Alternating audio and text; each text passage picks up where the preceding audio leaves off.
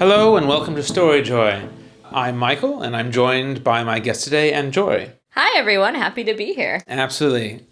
So what do we have today? What's our topic? Today we're talking about the most recent film adaptation of Mary Shelley's Frankenstein. Yes. We had the pleasure of watching this only a few weeks ago in theaters, sort of front row seats. So it was nice to sort of see, we'll call it the artistic approach that Guillermo del Toro took to it, sort of really right up close and personal. Mm-hmm. So stepping back before we dig into the film, I know, again, you're sort of the resident Gothic horror expert. Oh boy. so walk me through a little bit about the original novel that it's based off of, the author, and some of the themes that feed into this book based off her experiences and all of that. Sure. So, as I mentioned, Frankenstein was written by Mary Shelley. She was 18 years old when she started writing it. The book was published in 1818. Huge achievement for, I think, any author, especially one that was that young. I think it was probably her first published work. Mary Shelley, she was in a relationship with, and I believe eventually married, Percy Shelley, who was a romantic poet of that era, very famous in his own right. Anybody who knows about romantic poetry has absolutely heard about him. Her name originally was Mary Godwin. She grew up in a household which was filled with sort of intellectual thought and philosophical thought and discourse. Her mother was Mary Wollstonecraft, who it was at the time sort of a very progressive feminist thinker. She wrote some really early works on feminism and gender equality. Her father was very much into philosophy. She grew up in this household where she was just encouraged to kind of read widely, think widely, and you can probably see that in the book, right? It has a lot of philosophical ideas in it, which I think have been lost in most film adaptations. It's also, an early, if not the first example of sci-fi, because she's obviously reading about scientific advances. She's aware of them. And, I always kind of laugh when people talk about sci-fi being a male genre because this 18-year-old girl basically came up with it. And there's a very famous story that I'm sure a lot of people are aware of about how she came up with this idea. Basically, it was bad weather or something was going on, but they were trapped in Lord Byron's house. Somebody came up with the idea that we should all come up with a ghost story or some kind of supernatural tale. Lord Byron and Percy Shelley did not ever really come up with anything. The two other people that were there, Mary Shelley and a guy named John Polidori, who is actually Lord Byron's doctor and very much disregarded by Lord Byron as any kind of intellectual. The two of them ended up writing novels and publishing them. Kind of an irony in some. Completely ironic. I mean, both of them experienced not being credited for the stories they came up with. John Polidori wrote a novella called The Vampire, which is a very, very early vampire story. It predates Dracula. Dracula is very influenced by it. A lot of people said Lord Byron wrote it, but I think that's been debunked. I think he actually wrote it. And, Mary Shelley wrote Frankenstein, and a lot of people said, oh, Percy Shelley must have written it. And it's not his style, and I think that's been debunked too. Right. But, we're looking at sort of the product of all of these things I've discussed, including, and importantly, because we're going to come back to it, childbirth and the death of a child. Right. Taking it sort of high level with the film itself. So knowing the director, I think, is key. So Guillermo del Toro, he's done some other sort of horror genre stuff, but it's not in this sort of thing like jump scares or anything like that. Like I think, was it Pan's Labyrinth, for example, which I saw maybe last year or something. And so him taking this on, I've also seen Pinocchio, which he did, which was interesting. Didn't surprise me. And it's because I've watched a bunch of little clips with him being interviewed. Basically, he's been wanting to do this his whole life. And so he was sort of like, oh, this is the film that he was born to make and all of that. So there's a lot going into that in this regard.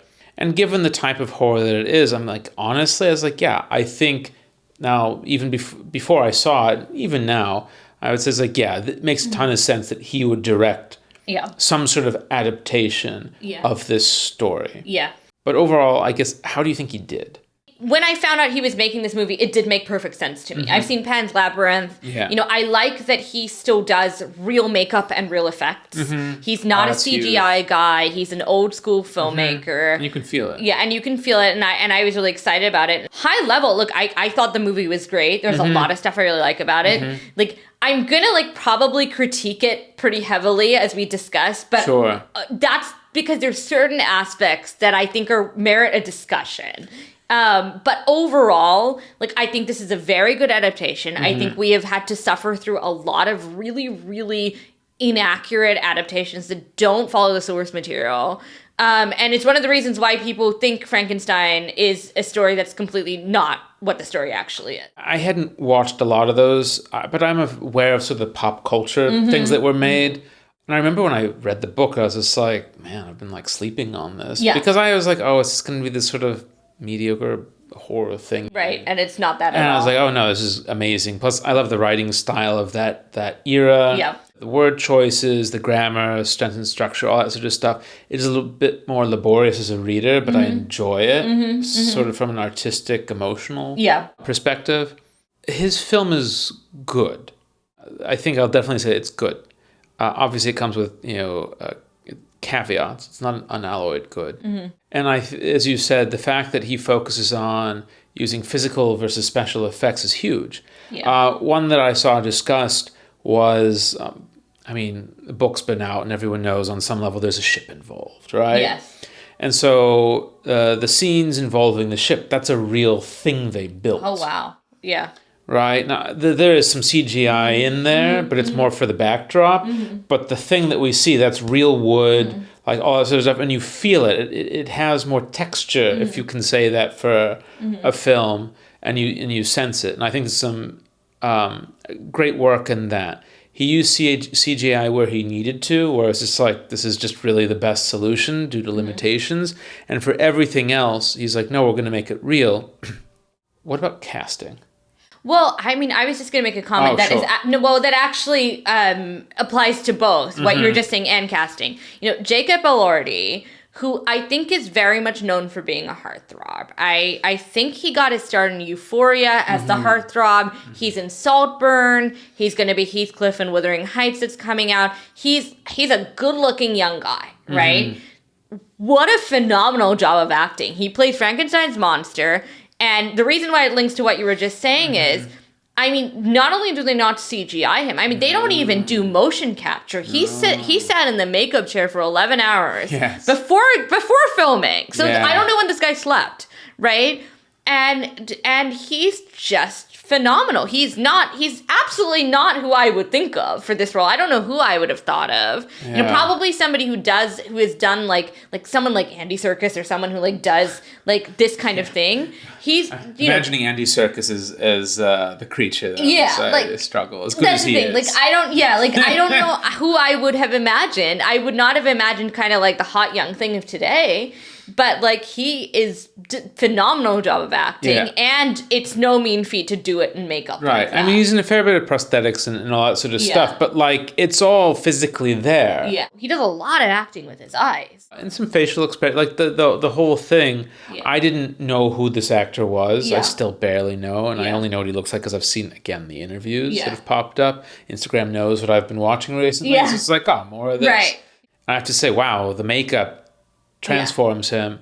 He does a phenomenal job to make this creature that's both angry and sympathetic and optimistic and curious. Yeah, he nails it. Heartbreak.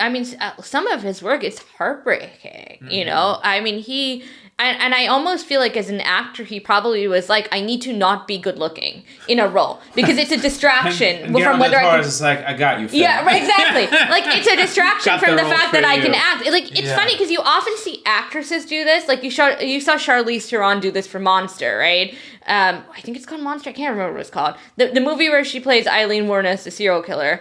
And it was the first time you'd seen a really attractive actress, become hideous, basically. And you see actresses do this a lot who are known for being really beautiful because they want to prove they can act. Sure. And I think Jacob Elordi got to that point where he was like, I'm only known for being a heartthrob. I want to show that I can act, and he absolutely can. You know, and this is the role for him to do that. He's legitimately quite tall, right? I think he's quite tall. I'm also they've done something with I'm not sure. It was unclear to me. Yes. Like, how tall is this guy? Yeah, I mean, I don't think he's anything more than say 6 foot or so. But really? They've done something with perspective. Because I have seen him, like sort of on the red carpet, if you will, with Oscar Isaac. Man, he delivers. It's like very convincing, and also the mood shifts. Yeah. Right? When he's angry, you feel that. You feel not just the rage, but like the betrayal and the yearning. It's like, this is not what I wanted, and I'm angry because of that. Yeah. I mean, it's really, like, I was really moved. And it's funny because I didn't go to the movie for Jacob Elordi. I went there for Oscar Isaac, who is also great, and we'll talk about in a sec. But I was really, really blown away by his performance. I think that just lands. It works. What a great casting choice. What a great transformation. What a great performance. Yeah. Kind of straightforward in that way. I was just like, man. Yeah. So then Oscar Isaac as Victor Frankenstein. Mm-hmm. I love Oscar Isaac. I've loved him for a long time. He's been criminally underrated in his youth, and I'm glad he's having his moment now. I have just enjoyed every performance I've seen him in, and I've seen him in some really, really different stuff. He's got incredible range. I think he has really good screen presence. I was very excited to see him in this role, even though he's substantially aged up from the book. So Victor Frankenstein in the book is this slightly arrogant, young. I mean, I don't even know if arrogance is the right word, but I think he's thoughtless, right? Because he's young. Overconfident. Yes, he's overconfident. And he's young and he's ambitious and he wants to do something and make his name and he's got ideas. That's very much a young guy. Yeah. Oscar Isaac, by casting Oscar Isaac, you bring in someone who's jaded and has been working for a long time to come up with the science that he eventually uses to make the creature.